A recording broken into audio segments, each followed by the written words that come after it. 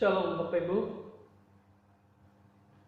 Puji Tuhan, pagi hari ini kita boleh bersama kembali, walaupun masih lewat media YouTube.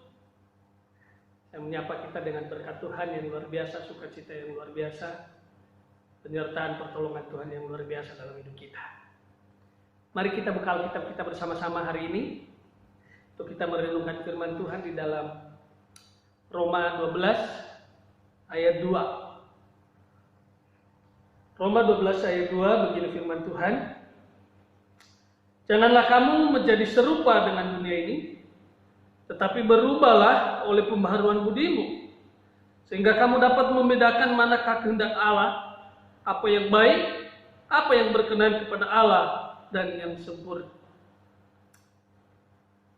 Bapak Ibu terkasih dalam nama Tuhan Yesus Kristus, hari ini renungan kita saya akan beri judul Hidup Profetik.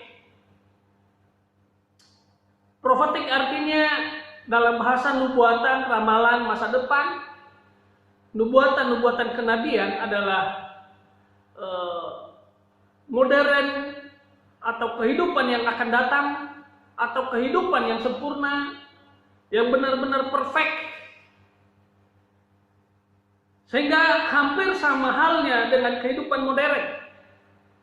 Hampir sama halnya dengan kehidupan yang saat ini pemerintah sudah memutuskan untuk menjadi kehidupan new normal. Tantangan baru dalam kehidupan kita saat ini untuk menjalani kehidupan yang baru. Meninggalkan perbuatan-perbuatan yang lama, meninggalkan hal-hal yang lama, kehidupan yang lama, untuk kita memulai kehidupan yang baru.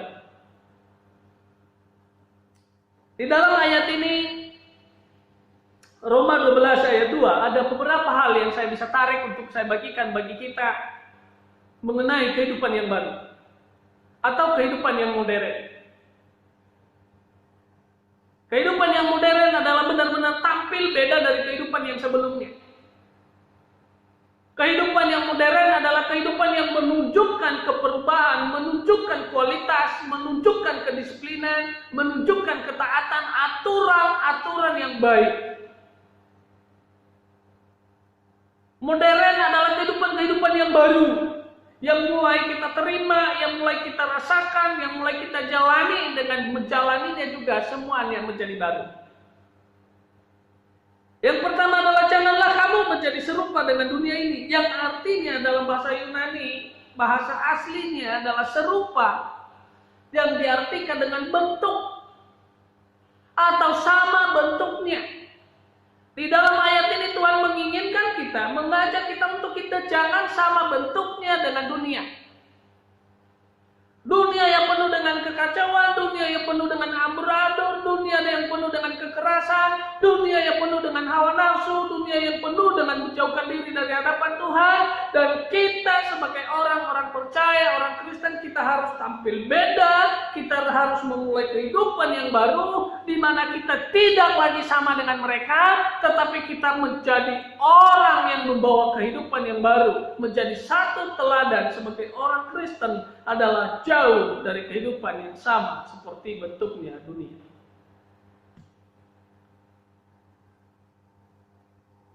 Kalau dunia penuh dengan kekacauan, penuh dengan hal-hal yang apapun, keinginan daging, menawarkan berbagai macam hal-hal yang menjerumuskan untuk menuju kepada kebinasaan,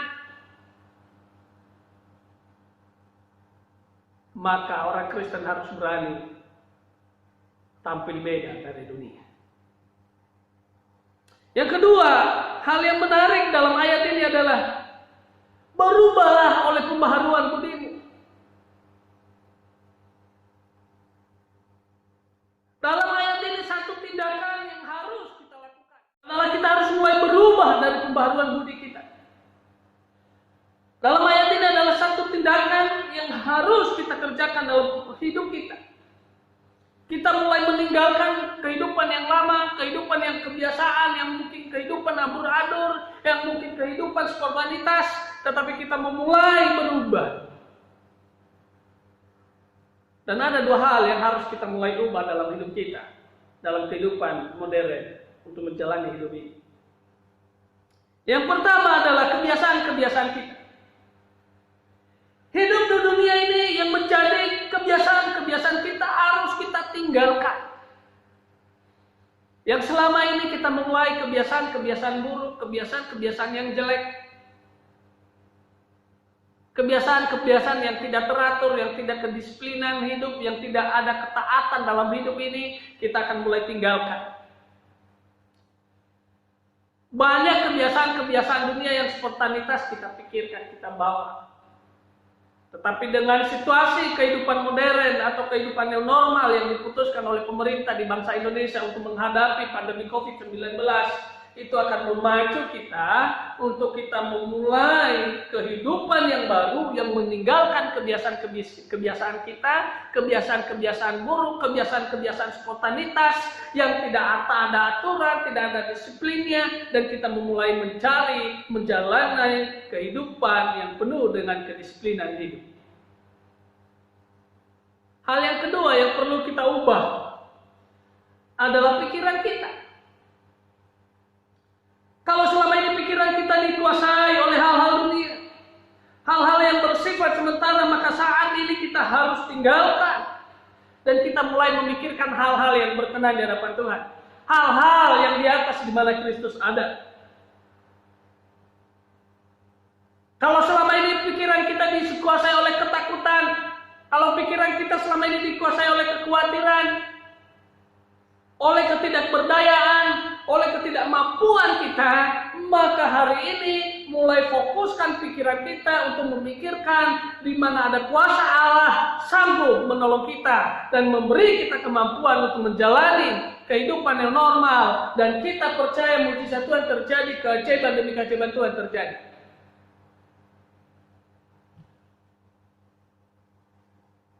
Kelola pikiran kita.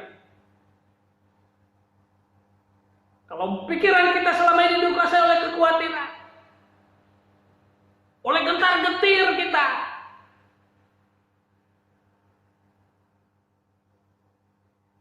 hari ini kuasai pikiranmu, bawa di hadapan Allah. Fokus kepada kuasa Allah. Percaya, Yesus mati di salib untuk menyelamatkan saudara dan saya.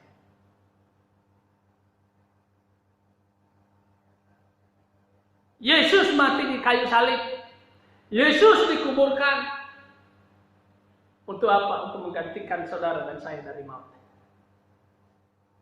Jadi sebagai orang percaya, kalau menjalani kehidupan yang modern ini, dia perlu menjalaninya dengan penuh keimanan, dengan penuh keyakinan, percaya bahwa Yesus sudah menjauhkan dia dari maut, Yesus sudah membebaskan dia dari maut, dia hidup dengan kedisiplinan, dia hidup dengan kuasa Allah, dia hidup dengan kasih Allah yang menyelamatkan dia. Jadi pikiran yang menuju kepada kuasa Allah, bukan lagi menuju kepada keadaan yang sedang terjadi. Hal yang ketiga yang menarik adalah membedakan atau memprioritaskan kemana kehendak Allah. Dalam hidup ini, untuk menjalani kehidupan yang baru, kita harus pintar membedakan apa yang penting, apa yang utama harus kita kerjakan. Karena kita tidak tahu ujungnya. Kita tidak tahu apa yang sedang terjadi di depan kita. Hanya Tuhan yang tahu. Tetapi yang harus kita kerjakan saat ini adalah kita harus utamakan mana? Utamakan Tuhan atau utamakan yang lain? Kita harus bisa membedakan, kita harus bisa mengerti mana yang menjadi kehendak Allah, mana yang harus saya utamakan untuk menjalani hidup ini. Itu adalah yang aku harus kerjakan. Ketika kita tahu bahwa semua hidup ini, semua masa dunianya akan berakhir, hanya bersifat sementara, maka kita harus memulai prioritaskan kerajaan Allah, prioritaskan apa yang menjadi kehendak Allah untuk menjamin kekekalan di dalam kehidupan kita.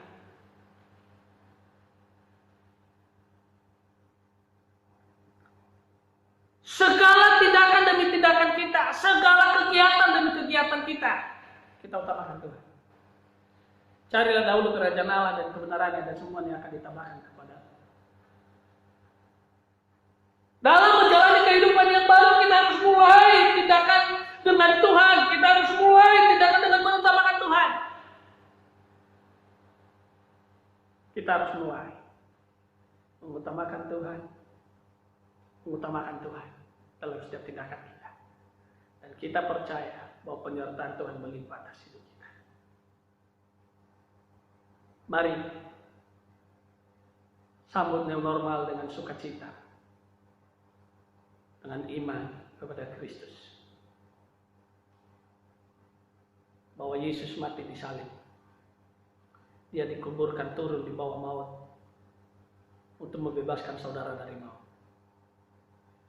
Dalam situasi ini, kau harus berpegang teguh pada kuasa Yesus.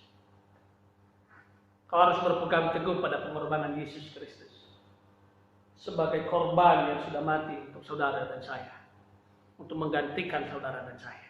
Dan percaya bahwa masa sulit ini akan berakhir, tetapi kuasa Tuhan tetap sama akan terjadi. Jadi mari, ketika new normal sudah mulai diterapkan, bukan dalam hal situasi COVID-19 mulai membaik, tetapi ingat bahwa keputusan ini adalah menjadi satu keputusan yang baik untuk menguatkan setiap iman kita, untuk memulihkan setiap iman percaya kita. Hidup ini bukan ditentukan bagaimana kita menjaga dan melindungi. Hidup ini bukan ditentukan oleh siapapun, tetapi ditentukan oleh kehidupan kita, oleh Tuhan, oleh kita sendiri. Ketika kita hidup disiplin, hidup taat, hidup aturan, maka Tuhan juga akan campur tangan. Kalau kau mengutamakan Tuhan dalam hidupmu, itu akan menentukan masa depanmu hidup.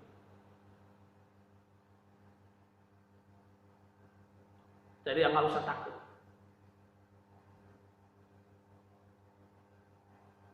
Jangan gentar dengan apa yang terjadi. Karena Tuhan melindungi kita. Tuhan bersama dengan kita. Saya percaya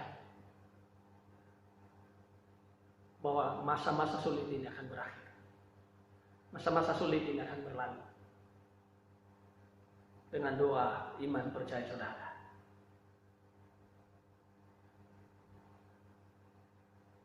Kita jangan pernah melawan. Kita jangan pernah membantah apapun yang menjadi keputusan di pemerintahan untuk mencegah COVID-19. Tapi kita mentaati kehidupan yang baru. Mendisiplinkan diri kita. Mendisiplinkan hidup kita. Supaya kuasa Allah akan dinyatakan dalam hidup kita.